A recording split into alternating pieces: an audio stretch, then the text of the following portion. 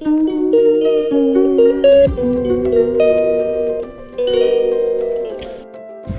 Everyone, সকাল সকাল ঘুম থেকে উঠে গেলাম। অলরেডি যদিও আটটার বেশি বেজে গেছে।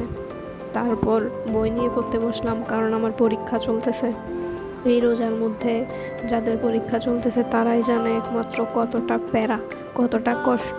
টিচাররা সারা বছর কোনো সময় পায় না, আর যখন রোজা আসে তখন পরীক্ষা একটা দিয়ে সবাইকে মাথার উপরে বোঝা চাপাই দেয়। এটা কি আসলে ঠিক নাকি ভুল? তারপর তাড়াতাড়ি করে একদম রেডি হয়ে গেলাম পরীক্ষা দিতে যাওয়ার জন্য, কারণ আমার কলেজে যেতে যেতে প্রায় 30 মিনিট লেগে যাবে। তো এখানে বেশিক্ষণ সময় নষ্ট করে লাভ নাই। এর মধ্যে আমার পরীক্ষা দেওয়া শেষ, পরীক্ষা দিয়ে কলেজ থেকে বের হয়ে গেলাম। তারপর আস্তে আস্তে বাসার দিকে চলে যাচ্ছিলাম।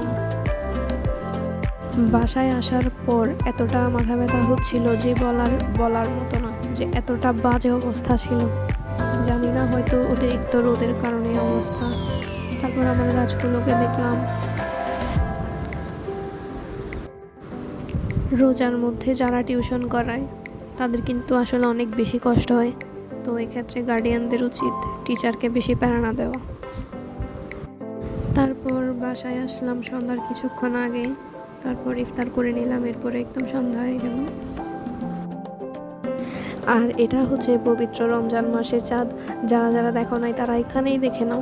সো টাটা, দেখা হবে নেক্সট কোনো ব্লগে। বাই।